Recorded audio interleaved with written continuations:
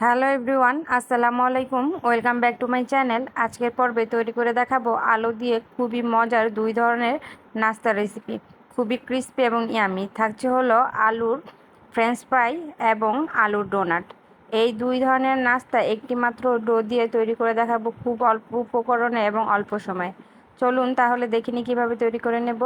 আজকের এই রেসিপিটি যদি আপনাদের কাছে একটু হলেও ভালো লাগে, অবশ্যই আমার চ্যানেলটি সাবস্ক্রাইব করে পাশে থাকা বেল আইকনটি প্রেস করে দেবেন। ফ্যামিলি ফ্রেন্ডদের সাথে শেয়ার করবেন।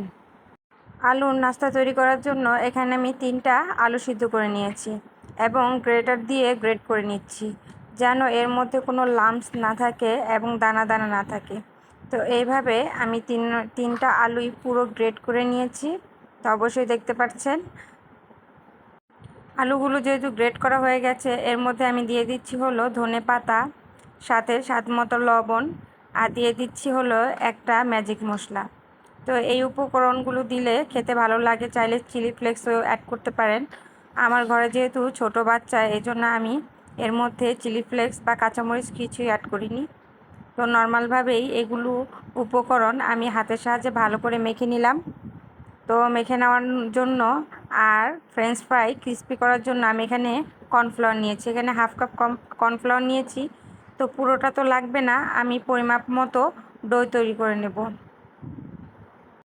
এখানে আমি অল্প অল্প করে কর্নফ্লাওয়ার দিয়ে একটা ভালো ডো তৈরি করে নেব, যেন হাতের সাথে লেগে না আসে আর একটু উষ্ণ উষ্ণ হয়। তো এইভাবে আমি একটা ডো তৈরি করে নিচ্ছি। কর্নফ্লাওয়ার দেওয়ার কারণে দেখা যায় ফ্রেঞ্চ ফ্রাইগুলো খুবই ক্রিস্পি হবে এবং মুচমুচে। তো অবশ্যই এই ধরনের ফ্রেঞ্চ ফ্রাই তৈরি করার জন্য কর্নফ্লাওয়ার দিতে হবে। তো আমার ডো তৈরি করা হয়ে গেছে, অবশ্যই দেখতে পাচ্ছেন। তো এখান থেকে আমি অর্ধেকটা নিয়ে নিয়েছি একটা পলিথিনের কাগজের উপরে। তো এভাবে নিয়ে আমি বেলনের সাহায্যে বেলে নিচ্ছি। আমি বেলনের মধ্যে তেল লাগিয়ে নিয়েছি। আমি এখানে রান্নার তেল ব্যবহার করেছি। তো আলতো হাতে আমি একটা ডো বেলে নিলাম। এই বেলার সময় অবশ্যই বেশি পাতলা করা যাবে না, মিডিয়ামভাবে বেলে নিতে হবে। তো বেলা হয়ে গেছে, অবশ্যই দেখতে পাচ্ছেন। তো এই আলুর ডোটাকে আমি ডোনাটের শেপ দেব। এর জন্য একটা গ্লাসের সাহায্যে কেটে নিলাম। আর এর ডিজাইন করার জন্য আমি মাঝখান থেকে একটা নজল নিয়ে কেটে নেব। আপনারা যে কোনো শেপ দিতে পারেন, বাচ্চারা যেভাবে পছন্দ করে সেভাবে তৈরি করে নিতে পারেন। তো আশেপাশের যেই আলুর ডোগুলি ছিল সেগুলো আমি উঠিয়ে নিলাম, অবশ্যই দেখতে পাচ্ছেন। তো এগুলি তৈরি করার সাথে সাথে ভেজে নিতে হবে, তা না হলে কিন্তু লেগে যেতে পারে। তো আমি এইগুলো তৈরি করে নিচ্ছি ডোনাটের শেপ দিয়ে।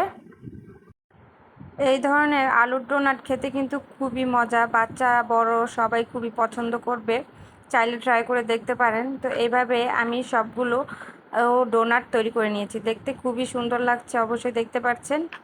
তো একে একে আমি সবগুলো তৈরি করে নিয়েছি। আর এদিকে আমি কিন্তু একটা ফ্রাই প্যানে তেল বসিয়ে দিয়েছি, হালকা মিডিয়াম আঁচে বসিয়ে রেখেছিলাম। তো এগুলো তৈরি হওয়ার সাথে সাথে আমি এগুলো চুলে দিয়ে দিব আর একটা স্টিকের সাহায্যে নাড়াচাড়া দিয়ে ভেজে নেব। মিডিয়াম টু লো আছে, প্রথমে হাই আছে, পরে মিডিয়াম আছে, এই ডোনাটগুলো ভেজে নিতে হবে। আলুর ডোনাট খেতে কিন্তু অসম্ভব মজা, চাইলে একবার হলো ট্রাই করতে পারেন ঘরে। তো এইভাবে নাড়াচাড়া দিয়ে মিডিয়াম টু লো আছে আমি সবগুলো ডোনাট উল্টিয়ে পাল্টিয়ে ভেজে নিচ্ছি। যদি হাই ফ্লেমে এই ডোনাটগুলো ভাজা হয় তাহলে কিন্তু ক্রিস্পি হবে না আর উপর থেকে পুড়ে যাবে। তো আমি মিডিয়াম আছে এই ডোনাটগুলো কালার আসা পর্যন্ত ভালো করেই ভেজে নিয়েছি, যার কারণে এই আলুর ডোনাটগুলো খুবই ক্রিস্পি এবং মুচমুচে হবে। তো অবশ্যই দেখতে পাচ্ছেন কালারগুলো কিন্তু আস্তে আস্তে চেঞ্জ হয়ে গেছে। তো এইভাবে আমি এই ডোনাটগুলো নামিয়ে নিচ্ছি। আর আলুর যে আরেকটা ডো রয়েছে আর কিনার থেকে যেগুলো রয়েছিল সেগুলো আমি আরেকটা পলিথিন নিয়ে নিলাম আর উপর থেকেও পলিথিন দিয়ে দিলাম বেলার সাহায্যে। তো যে কোনোভাবে আপনারা বেলে নিতে পারেন। তো এইভাবে আমি বেলে নিচ্ছি, একটা পলিথিনে নিয়ে নিয়েছি যেন শেপটা সুন্দর হয়। এই জন্য এগুলো যেহেতু লম্বা লম্বা ফ্রেঞ্চ ফ্রাইয়ের মতো তৈরি করে নেব, তো সেইভাবে আমি বেলে নিচ্ছি একটা পলিথিনে আকার দিয়ে। তো আলতো হাতে বেলে নিচ্ছি, বেশি পাতলা করব না আর বেশি মোটাও করব না, মিডিয়ামভাবে এই আলুর ডোটা আমি বেলে নিচ্ছি। তো বেলা হয়ে গেছে অবশ্যই দেখতে পাচ্ছেন।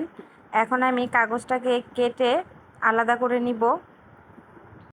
কাগজটার মধ্যে ডোটা নেওয়ার কারণ হলো যে ফ্রেঞ্চ ফ্রাইগুলো যেন একটু এক সাইজের হয়, এই জন্য। তো এখন আমি চাকুর সাহায্যে লম্বা লম্বা করে কেটে নিচ্ছি, অবশ্যই দেখতে পাচ্ছেন। আর চাকুর মধ্যে কিন্তু আমি অবশ্যই একটু তেল দিয়ে নিয়েছি, তা না হলে কিন্তু লেগে যাবে। তো এভাবে সবগুলো ফ্রেঞ্চ ফ্রাই আমি কেটে নিয়েছি। চাইলে আপনারা হাতের সাহায্যেও তৈরি করে নিতে পারেন লম্বা লম্বা করে। তো অবশ্যই দেখতে পাচ্ছেন আমি কিভাবে কেটে নিয়েছি। তো এগুলো তৈরি করা হয়ে গেলে আমি তেলের মধ্যে দিয়ে দিব আর সাথে সাথেই ভেজে নেব। তো অবশ্যই দেখতে পাচ্ছেন একটু লম্বাটে তৈরি করে নিয়েছি। তো এগুলো আমি মিডিয়াম টু লো আছে এই ফ্রেঞ্চ ফ্রাইগুলো ভেজে নেব। অবশ্যই মিডিয়াম টু লো আছে এগুলো ভেজে নিতে হবে, তাড়াতাড়ি ভাজলে উপর থেকে পুড়ে যাবে। সেম কথাই আবারও বলে দিলাম। তো একটা স্টিকের সাহায্যে আমি আলতো হাতে নাড়াচাড়া দিয়ে নিচ্ছি। প্রথমে একটু নরম থাকবে, যখন একটু হয়ে আসবে তখন কিন্তু শক্ত হয়ে যাবে। তো নরম থাকতে আপনারা কেউ নাড়াচাড়া দিবেন না, তাহলে কিন্তু ভেঙে যাবে। তো এভাবে আমি আলতো হাতে প্রথমে নাড়াচাড়া দিয়ে পরে আস্তে আস্তে করে নাড়াচাড়া দিয়ে মিডিয়াম টু লো আছে সবগুলো ফ্রেঞ্চ ফ্রাই একটু লাল লাল করে ভেজে নিয়েছি, যার কারণে এই ফ্রেঞ্চ ফ্রাইগুলো উপর থেকেও ক্রিস্পি এবং খুবই মুচমুচে। তো হয়ে গেছে ফ্রেঞ্চ ফ্রাইগুলো, আমি নামিয়ে নিচ্ছি। অবশ্যই দেখতে পাচ্ছেন কালার এবং দেখতে খুবই চমৎকার হয়েছে আর খেতে অসম্ভব মজার। এই ফ্রেঞ্চ ফ্রাইগুলো বাচ্চারা খুবই পছন্দ করে। তো এই তো তৈরি করে দেখালাম একটা মাত্র আলুর ডো দিয়ে দুই ধরনের আলুর নাস্তা, ক্রিস্পি ফ্রেঞ্চ ফ্রাই এবং ক্রিস্পি আলুর ডোনাট। খুবই মজার এবং খেতে অসাধারণ, বাচ্চা বড় সবাই খেতে খুবই পছন্দ করবে। হুটহাট তৈরি করে নেওয়া যায়, ইউনিক কিছু। তো আজকের এই রেসিপিটা কেমন লেগেছে অবশ্যই কমেন্টে জানাবেন। ভালো লাগলে লাইক শেয়ার অ্যান্ড সাবস্ক্রাইব করে দেবেন, ফ্যামিলি ফ্রেন্ডদের সাথে শেয়ার করবেন। তো পরবর্তী ভিডিও দেখার আমন্ত্রণ রইল। আল্লাহ হাফেজ।